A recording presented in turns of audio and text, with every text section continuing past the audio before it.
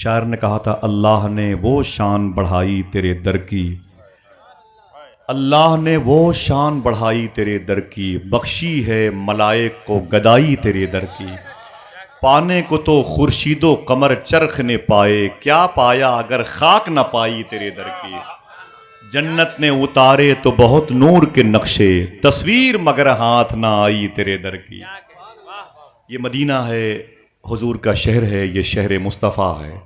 اگر اس قسم کی مجلسوں میں ہمیں حضور سے محبت کی تعلیم دی جاتی ہو تو میں یہ سمجھتا ہوں کہ دعا مانگنی چاہیے کہ اے میرے مولا یہ رات اتنی لمبی کر دے کہ صدیاں اس رات میں گم ہو جائیں، کیونکہ ہمیں حضور کی بارگاہ میں حاضری کی، حضوری کے مزے یاد آ رہے ہیں۔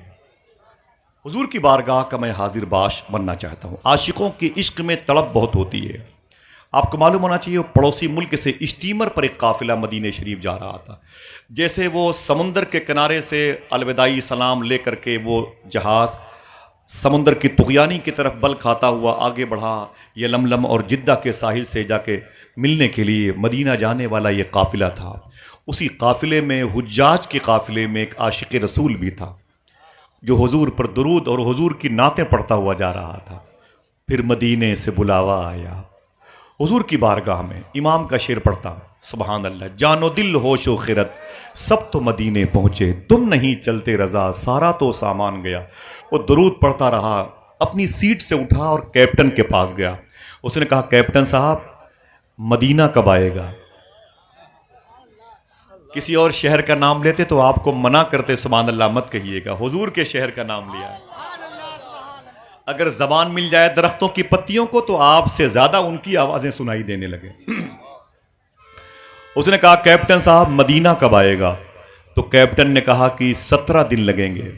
رونے لگا، آواز بڑھ گئی، اپنی سیٹ پر بیٹھ کے رویا، خوب رویا، تڑپا، رات بھر اس کی سیٹ سے رونے کی آواز آتی رہی، درود پڑھتا، نعتیں پڑھتا اور تڑپتا رہتا۔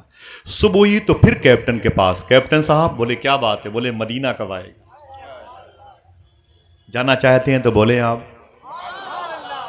کیپٹن صاحب بولے مدینہ کب آئے گا؟ کیپٹن نے کہا وہ تو میں نے کل کہہ دیا تھا آپ سے کہ وہ 17 دن کے بعد آئے گا، آج کہہ رہا ہوں کہ 16 دن لگیں گے۔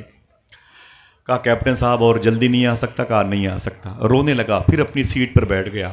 رات اس کی رو رو کے گزری۔ اس کے قریب کے مسافر کہتے ہیں اس کے رونے کے انداز کو دیکھ کر کے ہم کھانا چھوڑ دیتے تھے، ہم راتوں کو اپنی سیٹ پر اٹھ کے بیٹھ جاتے تھے، اس قدر وہ حضور کو یاد کر کے روتا تھا۔ میرا امام کہتا ہے کہ اے دل یہ سلگنا کیا، جلنا ہے تو جل بھی اٹھ، دم گھٹنے لگا ظالم کیا دونی رمائی ہے۔ میرا امام کہتا ہے کہ کباب آہو میں بھی نہ پایا، مزہ جو دل کے کباب میں ہے۔ میرا امام کہتا ہے عشق تیرے صدقے جلنے سے چھٹے سستے، جو آگ بجھا دے گی وہ آگ لگائی ہے۔ اسی آگ کو عشق مصطفیٰ کہتے ہیں، اسی آگ کو ہجر مصطفیٰ کی طلب کہتے ہیں۔ رویا، اتنا رویا کہ قریب کے مسافر پریشان ہو گئے۔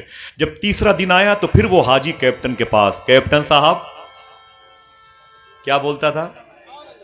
آپ بھی بولے کیپٹن صاحب مدینہ کب آئے گا؟ کیپٹن نے اس کو دیکھا اور کہا یار عجیب بات ہے، تم تو میرے پیچھے پڑے ہو، میں نے پرسوں کہہ دیا تھا 17 دن کے بعد آئے گا، کل میں نے کہہ دیا تھا 16 دن کے بعد آئے گا، آج میں تم سے کہہ رہا ہوں کہ 15 دن کے بعد آئے گا۔ اس نے کیپٹن کے پاؤں پکڑ لیے، کہا کیپٹن صاحب اور جلدی نہیں آ سکتا؟ اس نے کہا کیپٹن صاحب اور جلدی نہیں آ سکتا؟ کیپٹن نے کہا نہیں آ سکتا ہے۔ کہا اگر تمہاری پوری مشینری لگ جائے تب؟ کہا نہیں آ سکتا ہے۔ کہا تمہارا پورا گروپ لگ جائے، پورا عملہ لگ جائے، اسپیڈ بڑھ سکتی ہے؟ تو کیپٹن نے کہا بہت اسپیڈ بڑھے گی تو 14 دن لگیں گے، اس سے پہلے مدینہ نہیں آ سکتا ہے۔ وہ حاجی چیخ پڑا، اس نے کہا کیپٹن صاحب خدا کی قسم تم نے صحیح کہا، تمہارے گروپ کے، تمہاری مشینری کے چاہنے سے اور پہلے نہیں آ سکتا، لیکن اگر خود مدینے والا چاہے تو ابھی آ سکتا ہے۔ روایتوں میں لکھا ہوا جیسے اس نے یہ نعرہ لگایا سامنے حجاز کی مسجد کے مینارے نظر آ رہے تھے۔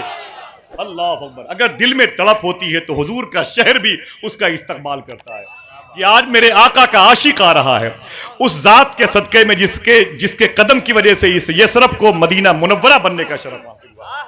آج اس نبی کا ایک عاشق آ رہا ہے۔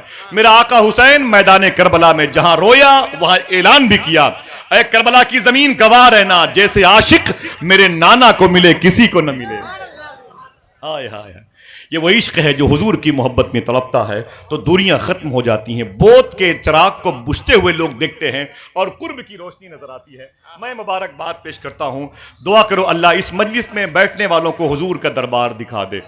میں بار بار کہتا ہوں، جب بھی میری ملاقات ہوتی ہے، شکیل بھائی ہیں بالخصوص اعجاز بھائی، تو میں کہتا ہوں کہ میں یہ دعا کرتا ہوں بغداد شریف میں کہ اس کمیٹی کے سارے لوگوں کو اللہ حضور غوث پاک کا دربار دکھا دے۔